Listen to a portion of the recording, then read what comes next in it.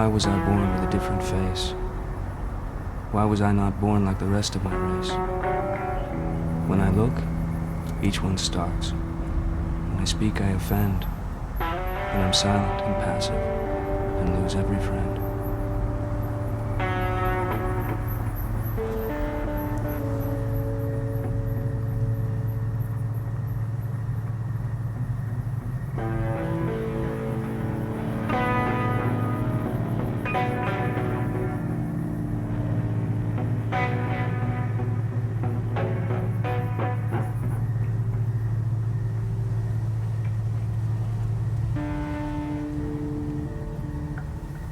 Nobody? Shouldn't you be with your own tribe or something? My blood is mixed. My mother was Umgampe Pakani. My father is Absoluka.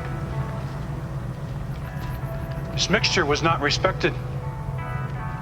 As a small boy, I was often left to myself.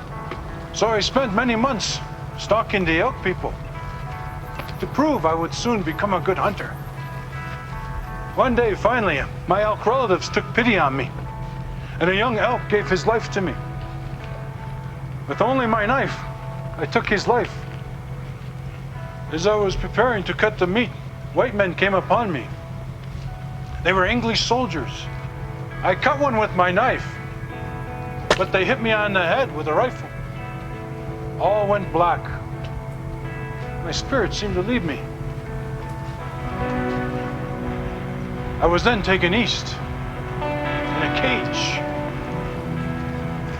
I was taken to Toronto, then Philadelphia, and then to New York. And each time I arrived in another city, somehow the white men had moved all their people there ahead of me. Each new city contained the same white people as the last, and I could not understand how a whole city of people could be moved so quickly.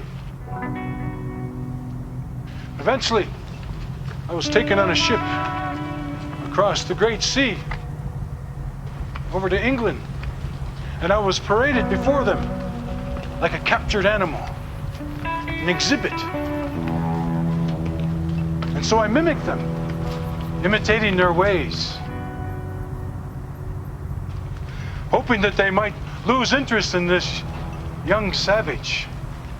But their interest only grew.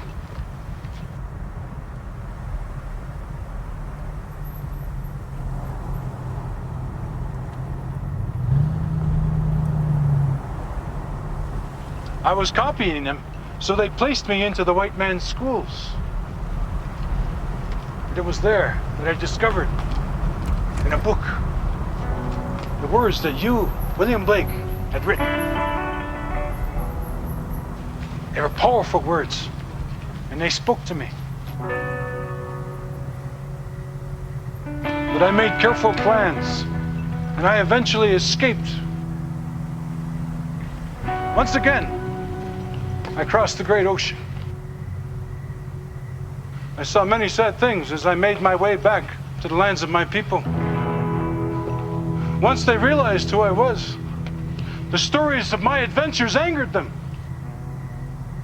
They called me a liar, Exebiche, he who talks loud, saying nothing. They ridiculed me, my own people, and I was left to wander the earth alone. I am nobody.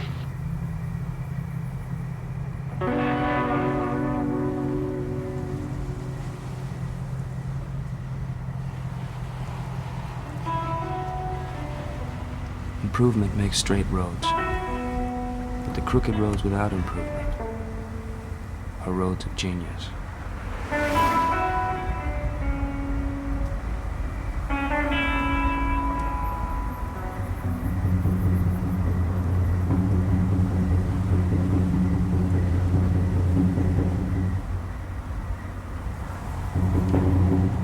I went to the Garden of Love and saw what I had never seen.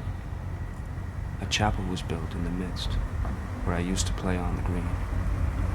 And the gates of this chapel were shut, and thou shalt not writ over the door. So I turned to the garden of love that so many sweet flowers bore. And I saw it was filled with graves, and tombstones where flowers should be, and priests in black gowns were walking their rounds, and binding with briars my joys and desires.